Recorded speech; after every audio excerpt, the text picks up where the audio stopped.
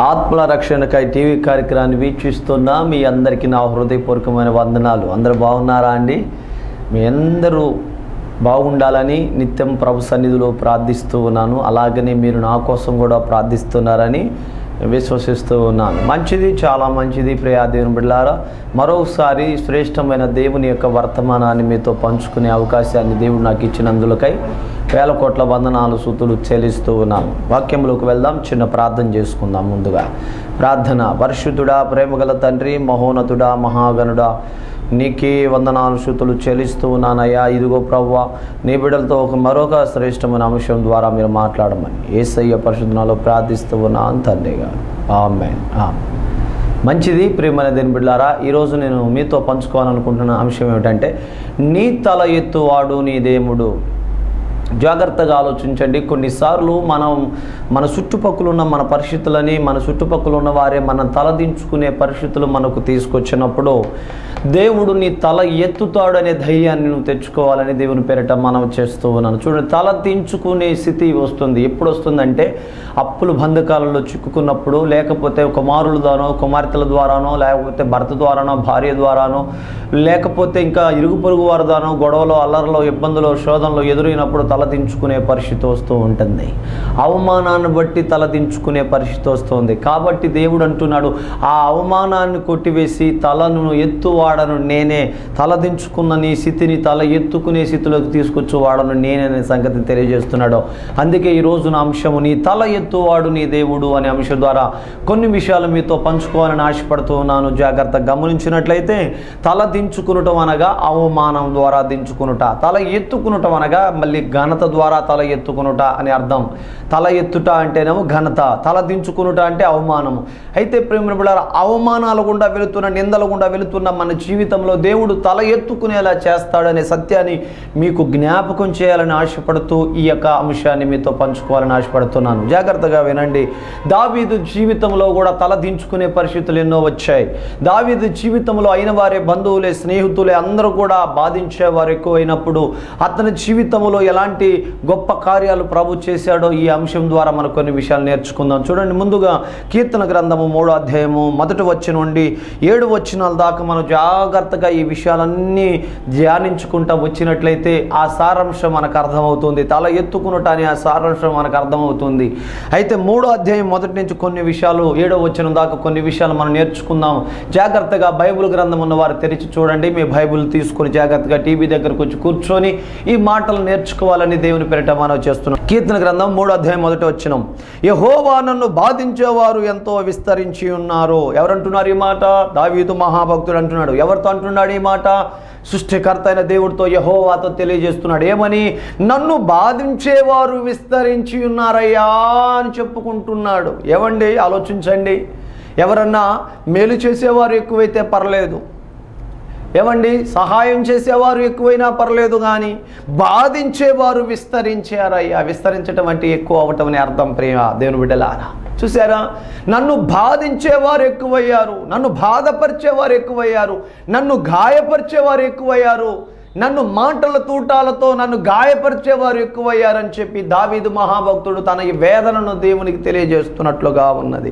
నిజమే, మన జీవితాలలో కూడా మన వారే అయిన వారే, బంధువులే, స్నేహితులే, భర్త కావచ్చు, భార్య కావచ్చు, అత్త కావచ్చు, తల్లి కావచ్చు, తండ్రి కావచ్చు, అన్న కావచ్చు, తమ్ముడు కావచ్చు, ఎవరైనా కావచ్చు, విరుగు పొరుగు వారు, మనవారే, సొంత వారే, రక్త సంబంధులే, మనను బాధించేవారు ఎక్కువైనప్పుడు మనము కుంగిపోకూడదండి.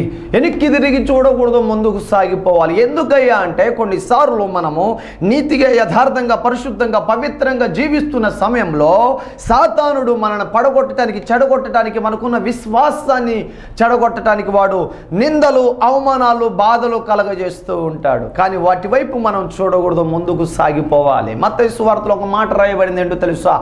నా నిమిత్తము, 5వ అధ్యాయంలో అంటాడు, నా నిమిత్తము మీ మీదకు నిందలు వస్తాయి, అవమానాలు వస్తాయి, బాధలు వస్తాయి, శ్రమలు వస్తాయి, అయినా వాటిని చూసి దుఃఖపడద్దు, సంతోషపడండి. ఎందుకని? పరలోకములో మీ ఫలము అధికమవబోతున్నది, పరలోకములో మీ ఫలము గొప్ప చేయబోతున్నానని చెప్పేసి ప్రభు మనకు తెలియజేస్తున్నాడు. వాక్యం వింటున్న ప్రియ సహోదరి సహోదరుడా, దావీదు జీవితంలో బాధించేవారు విస్తరించారు. నిజమే, నీతిని అనుసరించి నడుచుకుంటున్నప్పుడు, న్యాయంగా నడుచుకుంటున్నప్పుడు, పరిశుద్ధంగా జీవిస్తున్నప్పుడు, పవిత్రంగా జీవిస్తున్నప్పుడు సాతానుడు లేనిపోని నిందలు మన మీద మోపుతాడు, లేనిపోని అవమానాలను మన మీదకి తీసుకొస్తాడు, లేనిపోని బాధలను నిందలను మన మీదకి చల్లుతూ ఉంటాడు. కాబట్టి మనం వాటిని చూసి భయపడక ముందుకు సాగిపోయేవారుగా ఉండాలి. వెనుకున్న వాటిని మరిచి ముందున్న వాటి కోసం మనం ఎగురుపడేవారుగా ఉండాలి. లోకం వైపు చూడక దేవుని వైపు చూసి కొనసాగించేవారుగా ఉండాలని మీ అందరికీ మనం చేస్తున్నాను. అసలు వచ్చేదే మనం పడగొట్టడానికి, చెడగొట్టడానికి. ఆ బాధలు రాగానే, నిందలు రాగానే ఏమంటావు? ప్రార్థన చేసుకోమంటే ప్రార్థన ఏం చేసుకుని వెళ్ళే, మందిరానికి వెళ్ళమంటే ఇంకేం మందిరానికి వెళ్ళే, నాకు వచ్చిన బాధలు కాసిన ఉన్నాయా అంటూ ఉంటాం. ఎందుకయ్యా? అవి వచ్చిందే అందుకు. ఇలాగు నువ్వు ప్రార్థన చేసుకోకుండా, ఇలాగును నువ్వు మందిరానికి వెళ్ళకుండా, ఇలాగును నువ్వు పరిశుద్ధంగా జీవించకుండా చెడిపోవాలని, పడిపోవాలని ఇలాంటివి మన మీదకు వస్తాయి. అయినా మనం ధైర్యం తెచ్చుకోవాలి. మనుషులు పెట్టే నిందలకు భయపడకూడదు. మనుషులు బాధపడిచే మాటలను బట్టి, సూటిపోటి మాటలను బట్టి మనం కుంగిపోకూడదని బైబిల్ గ్రంథం మనకు తెలియజేస్తూ ఉంది. జాగ్రత్తగా చూసినట్లయితే యెషయా గ్రంథము 51వ అధ్యాయంలో ఒక మాట తెలియజేస్తున్నాడు. జాగ్రత్తగా 51వ అధ్యాయం 7వ వచనం, నా నీతిని అనుసరించు వారులారా నా మాట వినుడి, నా బోధన హృదయంలో నుంచుకున్న జనులారా ఆలకించండి. మనుషులు పెట్టే నిందకు భయపడుకుడి, వారి దూషణ మాటలకు దిగులు పడుకుడి. జాగ్రత్తగా వినండి ప్రేమ బిడ్డలారా. ఒకవేళ నీ వారే, నీ బంధువులే, నీ స్నేహితులు నీ మీద నిందలు మోపుచున్నారేమో, నిన్ను అవమానపరుచున్నారేమో, దూషణ మాటలతో, సూటిపోటి మాటలతో నిన్ను గాయపరుస్తున్నారేమో, అయినప్పటికీ వారి మాటలకు మీరు దిగులు పడద్దు. నిందలు, మనుషులు పెట్టే నిందకు మీరు భయపడొద్దని దేవుడే వాగ్దానం చేస్తున్నాడు. ఎందుకని?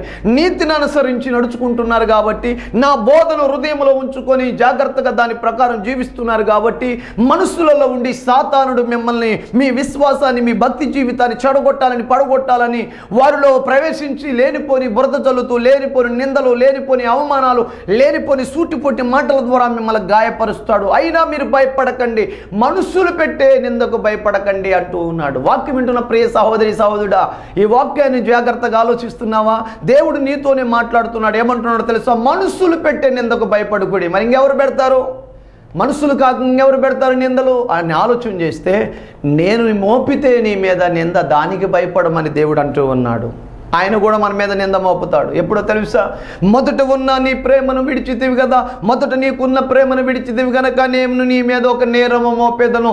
ఇదిగో నేనేమన్నా నిందలు మోపితే, నేనేమన్నా నీ మీద నేరం మోపితే దానికి నువ్వు భయపడు, కానీ మనుషులు పెట్టే నిందకు నువ్వు భయపడద్దు నా ప్రియ కుమారుడా, కుమార్తె అని దేవుడు వాక్యం ద్వారా మనతో మాట్లాడుతున్నాడు. ప్రియ సహోదరి సహోదరుడా, ఒకవేళ మనుషులు నిన్ను నిందిస్తున్నారా, అవమానపరుస్తున్నారా, దాని ద్వారా తల ఎత్తుకోలేని స్థితిలో ఉన్నావా? నా దేవుడు అంటున్నాడు, నిందకు ప్రతిగా ఘనతనిచ్చి నీ తల ఎత్తువాడు ఆయన. ఈరోజు నా అంశం అదే, నీ తల ఎత్తువాడు నీ దేవుడు. ఆలోచన చేయి ఒక్కసారి. మనుషులు పెట్టే నిందకు నువ్వు భయపడకు. ఒకవేళ నేనేమని నీ మీద నింద మోపితే దానికి భయపడమని దేవుడు తెలియజేస్తూ ఉన్నాడు. మనుషుల దృష్టికి మనం నిర్దోషిగా ఉండలేము, దేవుని దృష్టికి నిర్దోషిగా ఉంటే చాలు. ఐగుప్తు దేశంలో యవన ప్రాయములో ఉన్న యవనస్తుడైన యేసోబు జీవితంలో చూస్తే అతని మీద కూడా ఒక గొప్ప నింద వచ్చింది. తన యజమానుడు భార్య లేనిపోని నింద వేసింది. ఇదిగోయ్యా, నేను లేనప్పుడు, ఒంటరిగా ఉన్నప్పుడు, ఇదిగో నన్ను బలాత్కారం చేయడానికి వచ్చాడు నీ నమ్మకమైన పనివాడని పొత్తిపోరు భార్య అతని మీద నింద మోపినప్పుడు తలదించుకున్నాడే తప్ప, ప్రభువా నిన్ను నమ్ముకున్నందుకు నాకు ఇలాంటి నింద వచ్చింది, నిన్ను నమ్ముకున్నందుకు నాకు ఇలాంటి భారం వచ్చింది అని చెప్పి దేవుణ్ణి మర్చిపోలేదండి. యేసోబు యవన ప్రాయములో ఉన్నాడు. అందరూ చుట్టుపక్కల ఉన్న వారు, విరుగు పొరుగు వారు, అరే వీడు మంచోడు అనుకున్నావురా, వీడు భక్తిపరుడు అనుకున్నావురా, వీడు నీతిమంతుడు అనుకున్నావురా, చూసావా మన యజమాని భార్యనే చెరపాలనుకున్నాడు రా, ఇంత దుర్మార్గుడు రా అని చెప్పేసి చుట్టుపక్కల ఉన్న వారు, తోటి పనివారు ఎందరో ఆయనని అవమానపరిచినప్పటికీ కూడా కుంగిపోలేదు, వెనక్కి చూడలేదు. దేవా నువ్వు నాకేం చేసావని చెప్పి దేవుని దూషించలేదు. ప్రియ దేవుని బిడ్డలారా, ఆలోచన చేస్తూ ఉన్నారా? యవన ప్రాయములో నింద మోపబడింది. చూసారా? సాతానుడు కొన్నిసార్లు మన భక్తి జీవితాన్ని చెడగొట్టడానికి మన చుట్టుపక్కల ఉన్న ప్రజలను వాడుకుంటాడు. దుష్టుని ఆలోచన ప్రకారం చొప్పున యజమానుడు భార్యను అలాగ నడిపిస్తే పాపుల మార్గంలో నిలబడకుండా పారిపోయాడు. అయితే తలదించుకునే పరిస్థితి వచ్చింది. కానీ చివరికి దేవుడు చెరసాలలోకి వెళ్ళిన ఆ వ్యక్తిని, తలదించుకొని చెరసాలలోకి వెళ్ళిన ఆ వ్యక్తిని బయటికి తీసుకొచ్చి తల ఎత్తినాడు. ప్రేమను బిడ్డలారా, ఆలోచన చేస్తున్నారా? ఎక్కడైతే తలదించుకున్నాడో, ఏ ప్రజల మధ్య అయితే నింద మోపబడిందో, జరిగిందో, ఏ ప్రజల మధ్య అయితే అవమానపరచబడ్డాడో, ఏ ప్రజల మధ్య అయితే అనేకమైన శోధనలు పొందుకున్నాడో, బాధించేవారు, సూటిపట్టి మాటల ద్వారా గాయపరిచేవారు ఏ మనుషుల మధ్య అయితే ఉన్నాడో, అదే మనుషుల మధ్య నా దేవుడు తల ఎత్తినట్లుగా నీ తల ఎత్తబోతున్నాడు. యోసేపు జీవితంలో ఐగుప్తు దేశంలో నింద పడింది అతని మీద, కానీ భయపడలేదు. మనుషులు పెట్టే నిందకు భయపడలేదు. వారి దూషణ మాటలకు దిగులు పడలేదు. దేవుని యొద్దకు పోకుండా, దేవుని ప్రార్థించకుండా, దేవుని మాత్రం స్తుతించకుండా మాత్రం మానలేదు. కానీ ఎక్కడైతే తలదించుకున్నాడో, ఎక్కడైతే అవమానపరచబడ్డాడో, ఎక్కడైతే గేలి చేయబడ్డాడో, ఎక్కడైతే ఏలన చేయబడ్డాడో, అక్కడే దేవుడు తన తల ఎత్తినట్లుగా మనం చూస్తున్నాం. అవమానానికి ప్రతిగా ఘనతను తీసుకొచ్చాడు. తలదించుకున్న స్థితిలో నుండి తీసుకొచ్చి సింహాసనం మీద కూసపెట్టి తల ఎత్తేలా చేశాడు. ప్రియ సహోదరి సహోదరుడా, వాక్యం వింటున్న నీ జీవితంలో కూడా నా దేవుడు అదే కార్యములు చేయుటకు సమర్థుడనే సంగతిని మర్చిపోవద్దు. నిందలు నీ మీదకి వస్తున్నాయా? అపనిందలు నీ మీదకి వచ్చాయా? అవమానాలు నీ మీదకి వచ్చాయా? ఎన్నో సార్లు యేసు ప్రభువారి మీద కూడా నిందలు మోపి ఉన్నారు. ఈ మనుషులు సమాజం అలాంటిదే.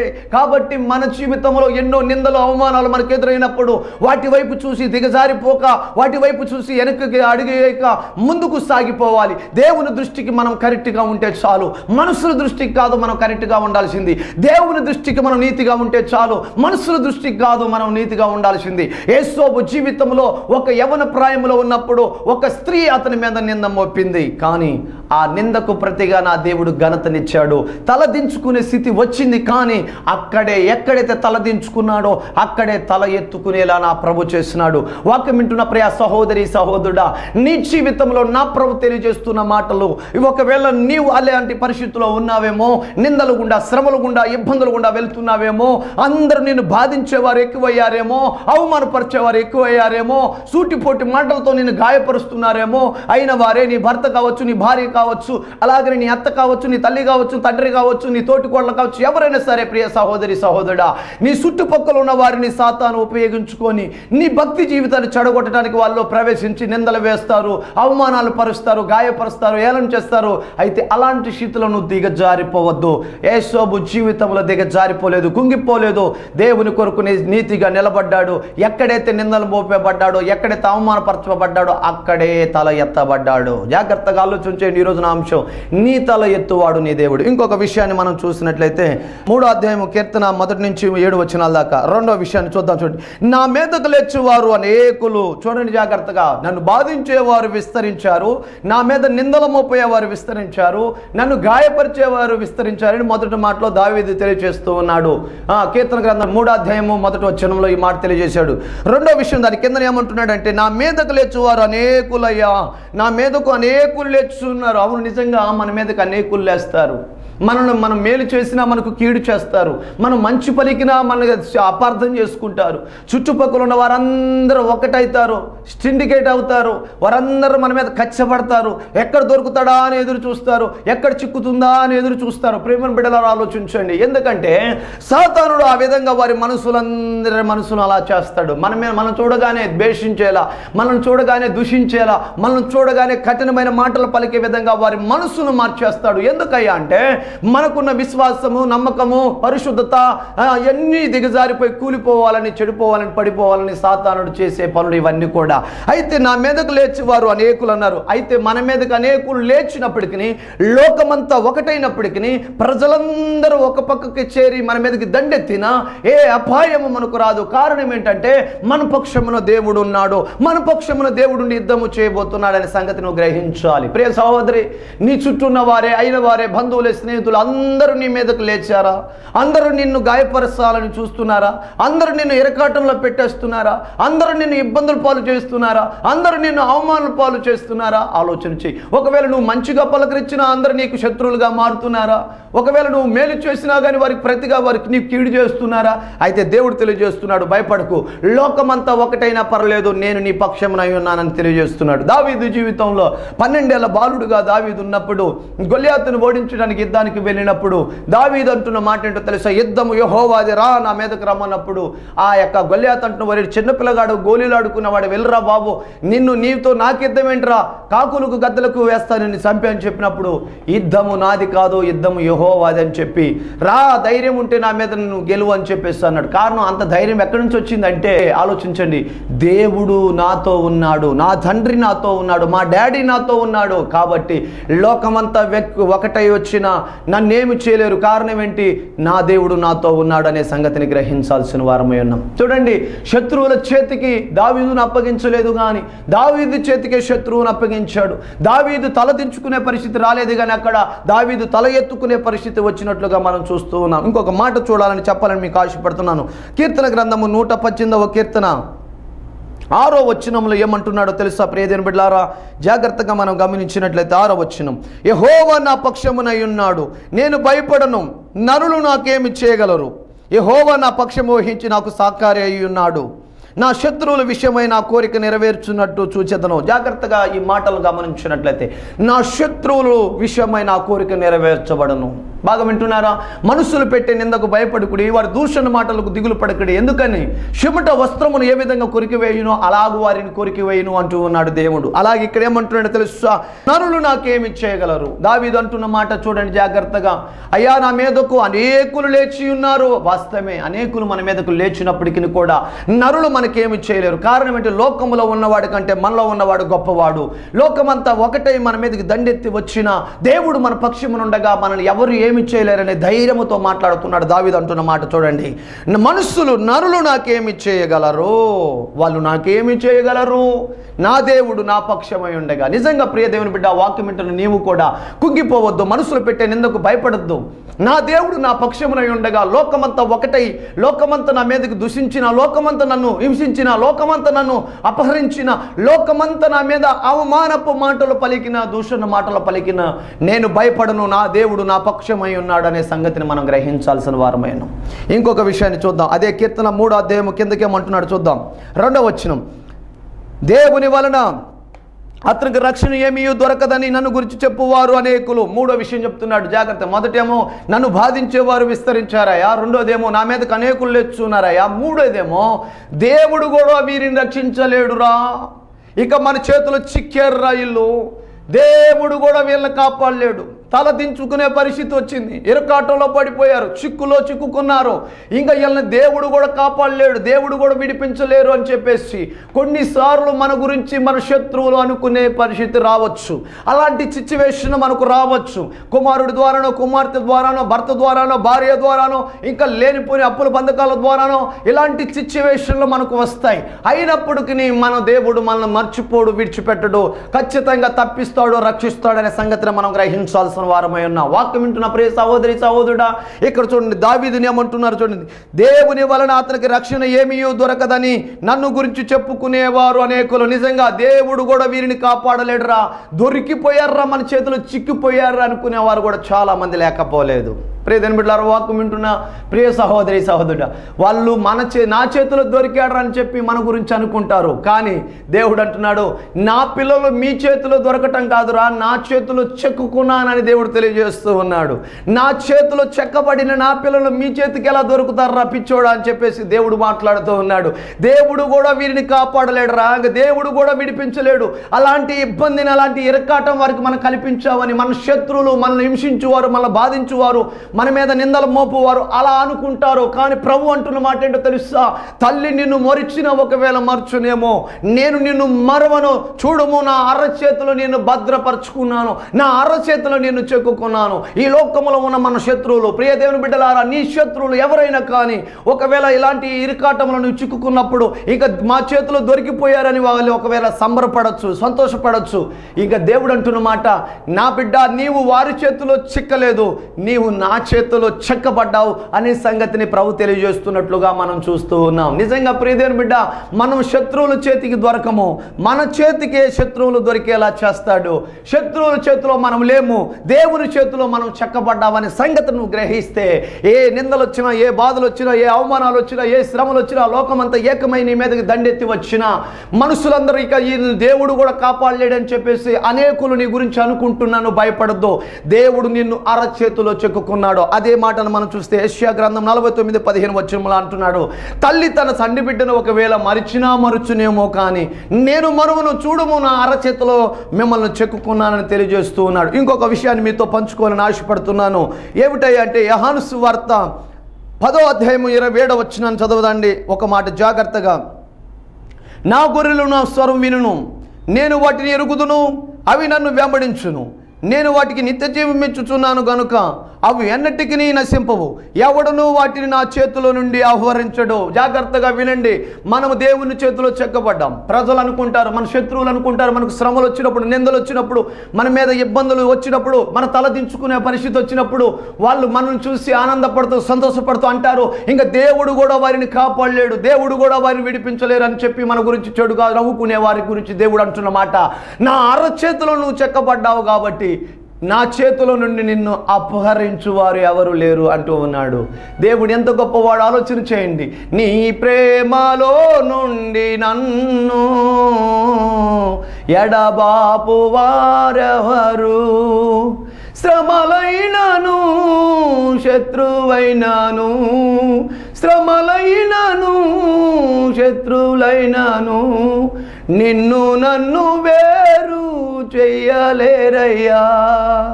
చూశారు కదండి, శ్రమలైనను శత్రువైనను దేవునికి మనకు వేరు చేయలేరు. ప్రియదేవుని బిడ్డలారా ఆలోచించండి, ఆయన చేతిలో నుండి మనల్ని ఎవరు అపహరించలేరు. కారణం ఆయన అరచేతిలో మనం చెక్కబడ్డాం. శత్రువుల చేతిలో మనం చిక్కబడలేదు, కానీ దేవుని చేతిలో మనం చెక్కబడ్డామన్న సంగతిని గ్రహించాలని దేవుని పేరిట మనం చేస్తున్నాను. వాక్యం వింటున్న ప్రియ తల్లి, ప్రియ చెల్లి, ప్రియ సహోదరి సహోదరుడా, నీ జీవితంలో ఒకవేళ ఇలాంటి విరకాటంలోనే మనం విరుక్కొని ఉన్నావా, చిక్కుకొని ఉన్నావా, చుట్టుపక్కల ఉన్న వారు ఇంకా దేవుడు కూడా వారిని నిన్ను కాపాడలేడని ఏలన చేసి అవమానం చేసి మాట్లాడుతున్నారా? అయినా వారి మాటలకు నువ్వు భయపడద్దు, దేవుని వైపు చూడము. ఆయన అంటున్న మాట, ఇశ్రాయేలు ప్రజలు కాపాడువాడు కునుకుడు నిద్రపోడు, ఆయన నిన్ను కాపాడుచూ ఉన్నాడనే సంగతిని మర్చిపోవద్దు. నీ తల ఎత్తువాడు ఆయనే, నీ సంకటములు సమకూర్చువాడు ఆయనే, నీ ఇరకాటములు తప్పించువాడు ఆయనే. చక్కని మాటలు తెలియజేస్తున్నాడు. ఇంకొక మాట చూద్దాం, 3వ వచనం. యెహోవా నీవే నాకు కేడముగాను, నీవే నాకు అతిశయస్పాదముగాను, నా తల ఎత్తువాడుగా నీవు ఉన్నావు. చూశారు కదండి, నీవే నా తల ఎత్తువాడుగా ఉన్నావని దావీదు తెలియజేస్తూ ఉన్నాడు. ఇక్కడ దావీదు అంటున్న మాట ఏంటో తెలుసా? నా తల ఎత్తువాడవు నీవే ప్రభువా అంటూ ఉన్నాడు. తల దించుకునే పరిస్థితులు సాతానుడు కానీ మన విరుగు పొరుగు వారు, బంధువులు, స్నేహితులు మనకు తీసుకురావచ్చు. తల దించుకునే పరిస్థితి మనకు వచ్చినా మన తల ఎత్తువాడు మాత్రం ప్రభు అన్న సంగతిని మనం గ్రహించాల్సిన వారమని. ఏ ప్రజల మధ్య అయితే తల దించుకున్నావో, ఏ ప్రజల మధ్య అయితే అవమానపరచబడ్డావో, ఏ ప్రజల మధ్య అయితే నువ్వు హీనమైన స్థితిలోకి వచ్చావో అక్కడే నీ తల ఎత్తుతానని దేవుడు తెలియజేస్తూ ఉన్నాడు. ఇంకొక మాట, ఎలుగెత్తి నేను మొర్రపెట్టి యెహోవాకు మొర్రపెట్టినప్పుడు ఆయన తన పరిశుద్ధ పర్వతమును నాకు ఉత్తరం ఇచ్చెను. యెహోవా నాకు ఆధారము కావున నేను పండుకొని నిద్రపోయి మేలుకొందును. 10,000 మంది దండెత్తి నా మీదకి వచ్చినా మోహరించినా నేను భయపడను. కారణం దేవుడు నా పక్షమునై ఉండగా నాకు విరోధి ఎవడు. చూడండి, 10,000 మంది నీ పక్క కూలినను, 1000 మంది నీ పక్క కూలినను ఏ అపాయము నీ యొద్దకు రాదని కీర్తన 91:7 వచనంలో రాయబడిన మాటల ప్రకారం దావీదు అంటున్నాడు, 10,000 మంది దండెత్తి నా మీదకు వచ్చినా, లోకమంతా ప్రపంచమంతా నా మీదకి దండెత్తి వచ్చినా నాకు ఏ అపాయము రాదు. కారణం నా దేవుడు నా పక్షమై ఉన్నాడని ధైర్యంగా చెప్పుతున్న మాటను చూడండి. తల ఎత్తువాడవు నీవే. రెండోది, నేను వెలుగెత్తి ప్రార్థించగా నాకు సహాయం చేయవాడు నీవే. మూడోది, నా శత్రువుల విషయమై వారి యొక్క పళ్ళు ఎర్రగొట్టి వాళ్ళ పళ్ళు రాళ్ళగొట్టి చేతిలో పెట్టువాడవు కూడా నీవేనని 3వ విషయాన్ని 7వ వచనంలో తెలియజేస్తున్నాడు. యెహోవా లెమ్ము, నా దేవ నన్ను రక్షింపుము, నా శత్రువులందరినీ దవడ ఎముక మీద కొట్టువాడవు నీవే, దుష్టులు పళ్ళు విరగొట్టువాడవు నీవే. రక్షణ యెహోవాదే. రక్షించేవారు ఎవరు లేరు కదా అనుకుంటున్నారు. మన రక్షణ యెహోవాదే. బాగా వింటున్నారా? చూశారు కదా, శత్రువుల యొక్క ప్రియ దేవుని బిడ్డలారా, శత్రువుల యొక్క పళ్ళు రాళ్ళగొట్టి చేతిలో పెట్టేస్తాడట. మనల్ని ఎప్పటికైనా హింసిస్తే, దేవుని పిల్లలను బాధపరిస్తే, దేవుని పిల్లలను గాయపరిస్తే, దేవుని పిల్లలను అవమానపరిస్తే అంతక శ్రమను వారు పొందుకుంటారనే సత్యాన్ని గ్రహించాలి. చూడండి, యేసు ప్రభువారు సౌలుతో అంటాడు, సౌలా సౌలా నన్నెందుకు హింసిస్తున్నావు? నిజంగా సౌలు యేసు ప్రభువారిని హింసించిండా? యేసు ప్రభువారిని నమ్ముకున్న బిడ్డలను హింసించిండా? యేసు ప్రభువారిని నమ్ముకున్న బిడ్డలను హింసించాడు. అయితే అర్థం ఏంటో తెలుసా? నా పిల్లలను ప్రేమిస్తే నన్ను ప్రేమించినట్లే, నా పిల్లలను ద్వేషిస్తే నన్ను ద్వేషించినట్లే, నా పిల్లలను దూషిస్తే నన్ను దూషించినట్టే, నా పిల్లల మీద నిందలు మోపితే నా మీద నిందలు మోపినట్టే అని ప్రభు తెలియజేస్తూ ఉన్నాడు. వాక్యం వింటున్న ప్రియ సహోదరి సహోదరుడా, నీ పక్షమున ఎవరు లేకపోవచ్చు, బలము లేకపోవచ్చు, బలగము లేకపోవచ్చు, ధనము లేకపోవచ్చు, ఎవరు నిన్ను ఆదరించేవారు లేకపోవచ్చు, ఆదుకునేవారు లేకపోవచ్చు, కానీ నా ప్రభు తెలియజేస్తున్న మాట తెలుసు, నేను నీ పక్షమునై ఉన్నాను. పగ నాది, యుద్ధము నాది. నువ్వు మౌనంగా ఉంటే నేను నోరు తెరుస్తానంటూ ఉన్నాడు. వాక్యం వింటున్న ప్రియ తల్లి, ప్రియ చెల్లి, ప్రియ సహోదరి, సహోదరుడా, ఒకవేళ నీవు నిందల గుండా, శ్రమల గుండా, ఇబ్బందుల గుండా వెళుతున్నావా? అయిన వారి నీకు శత్రువులుగా మారారా? మేలు చేసినప్పటికీ వారు నీకు కీడు చేస్తున్నారా? ఏ మంచి మాట పలికిన వారు అపార్థం చేసుకొని నీ మీదకు లేస్తున్నారా? అయితే జాగ్రత్త, దేవుడు అంటున్న మాట ఏంటో తెలుసా? ధైర్యము తెచ్చుకున్నాము, వారి వైపు చూడొద్దు, నేను నీ తల ఎత్తువాడనై ఉన్నానని చెప్తూ ఉన్నాడు. తల ఎత్తువాడు ఆయన. ఈరోజు అంశం నాది అదే ప్రియ దేవుని బిడ్డలారా. మన తల ఎత్తుతాడు. ఐగుప్తు దేశంలో నిందపడింది యోసేపు మీద, కానీ తల ఎత్తాడు. తల దించుకునే పరిస్థితి వచ్చింది, కానీ తల ఎత్తి నిలబెట్టాడు. అలాగనే మనం చూసినట్టయితే నేను పండుకొని నిద్రపోయి మేలుకుందును అంటున్నాడు. అయితే ఎన్ని శ్రమలు వచ్చినా, ఎన్ని ఇబ్బందులు వచ్చినా నేను నెమ్మదిగానే ఉంటాను. కారణం ఏంటంటే ఆయన వాక్యము నన్ను బ్రతికిస్తుంది, బాధలలో నాకు నెమ్మదిస్తుంది అనే విషయాన్ని ఇక్కడ దావీదు మనకు సత్యాన్ని తెలియచేస్తున్నట్లుగా మనం చూస్తున్నాం. దావీదు విషయంలో ఎన్ని విషయాలు మనం నేర్చుకున్నాం చూడండి. కీర్తన 3వ అధ్యాయం 1 నుంచి చూస్తే, నన్ను బాధించేవారు ఎంతో విస్తరించారు. నెంబర్ 1. రెండోది, నా మీదకు లేచువారు అనేకులు. మూడోదిగా, దేవుని వలన అతనికి ఏ రక్షణ లేదు అనుకుంటున్నారు. నాలుగోదిగా, నీవే నా తల ఎత్తువాడు. ఐదోదిగా, నేను వెలుగెత్తి ప్రార్థిస్తే సహాయం చేస్తావు. ఆరోదిగా, 10,000 మంది దండెత్తి నా మీదకి వచ్చిన ఏ అపాయం నా యొద్దకు రానివో. ఆరోదిగా ఆయన అంటున్నాడు, శత్రువుల దవడను ఎరగొట్టువాడు నీవే, శత్రువులను పళ్ళు రాలగొట్టి, అనగా 32 పళ్ళు రాలగొట్టి చేతిలో పెట్టేవాడు నీవే ప్రభు అని దావీదు ప్రార్థిస్తూ ఉన్నాడు. నిజంగా దావీదును బాధించింది ఎవరో కాదు, బయట వారు కాదు, సొంత వారే, కుమారులే, కుమార్తెలే. అలాగ చూస్తే ఇంకా ఆయన వారే, బంధువులే, స్నేహితులే ఎంతో బాధించారు, ఎంతో ఇబ్బంది పెట్టినారు ప్రియదిని బిడ్డలారా. అలాగని ఈ రోజున నీవు కూడా అయిన వారి చేతనే, బంధువుల చేతనే, ఒకవేళ నీ ఇంటి వారి చేతనే బాధించబడుతున్నావేమో, నిందించబడుతున్నావేమో, అపనిందలు మోపబడుచున్నావేమో, అయితే బురద చల్లుచున్నారేమో, అన్యాయంగా నీ మీద నిందలు మోపుచున్నారేమో. అయినా వాటిని చూసి నువ్వు భయపడద్దు, కుంగిపోవద్దు, ఎలుగెత్తి ప్రార్థించు. నీ ప్రభు నీ పక్షమున ఏంటి కార్యం చేయబోతున్నాడు. నీ తల ఎత్తువాడు ఆయనే. ఎక్కడైతే నువ్వు తల దించుకున్నావో అక్కడే నీకు తల ఎత్తుతాడు. ఒక మాట లాస్ట్గా చెప్తాను, జాగ్రత్తగా గమనించండి. జెఫన్యా గ్రంథము 3వ అధ్యాయము 19వ వచనంలో ఒక మాట అంటున్నాడు. ఏమిటయ్యా ఆ మాట అంటే, ఆ కాలమున నిన్ను హింసపెట్టు వారందరిని నేను శిక్షిద్దును, కుంటుచూ నడుచు వారిని నేను రక్షిద్దును, చెదరగొట్టబడిన వారిని సమకూర్చెదను. ఏ దేశములో వారు అవమానం నొందారో అక్కడనల్లా నేను వారికి ఖ్యాతిని, మంచి పేరును కలగచేద్దును. ఏ దేశములో, ఏ గ్రామములో, ఏ జిల్లాలో, ఏ మండలములో, ఏ పల్లెలో, ఏ ప్రాంతములో, ఏ గ్రామములో నువ్వు అవమానం నొందావో, ఏ ప్రజల మధ్య నువ్వు తలదించుకున్నావో ఆ ప్రజల మధ్య నీ తల ఎత్తువాడను నేనేనని, పేరు మంచి ఖ్యాతిని, అవమానాన్ని కొట్టివేసి పేరు మంచి ఖ్యాతిని కలగచేవాడు నేనే అంటున్నాడు. ఐగుప్తు దేశంలో ఏ ప్రజల మధ్య అయితే యోసేపు అపనిందలు మోపడ్డాడో, గాయపరచబడ్డాడో, సూటిపొట్టి మాటల ద్వారా ఏలన చేయబడ్డాడో, అదే ప్రజల మధ్య చెరసాలలో ఉన్న వ్యక్తిని తీసుకొచ్చి సింహాసనం మీద కూర్చోపెట్టి తల ఎత్తి అనేకులు అవమానపరిచిన వారందరూ తలదించుకునేలా చేశాడు. అవమానం నొందిన యోసేపుకు ఘనతను తీసుకొచ్చి తల ఎత్తుకునేలా చేశాడు. వాక్యం వింటున్న ప్రియ తల్లి, ప్రియ చెల్లి, ప్రియ సహోదరి, సహోదరుడు, నీ జీవితంలో కూడా ఇలాగనే జరుగును గాక. నా ప్రభు నీ పక్షా నుండి నీ అవమానపు నిందలన్నీ కొట్టివేసి నీకు ఘనతనివ్వబోతున్నాడు. నాతో కలిసి ప్రార్థన చేయి, దేవుడు నీకు ఘనతనివ్వబోతున్నాడు. ప్రార్థన. పరిశుద్ధుడా, ప్రేమగల తండ్రి, నాయనా, నీ తల ఎత్తువాడు నీ దేవుడే అనే అంశం ద్వారా నువ్వు మాట్లాడావు. ఐగుప్తు దేశంలో యవన ప్రాయంలో ఉన్నప్పుడు అయా స్త్రీ ద్వారా నింద మోపబడ్డాడు నాయన. అయినప్పటికీ నీ తల దించుకున్నాడు, ఎంతో చింతించాడు, ఎంతో వేదన పడ్డాడు, చెరసాలలోకి నెట్టివేయబడ్డాడు.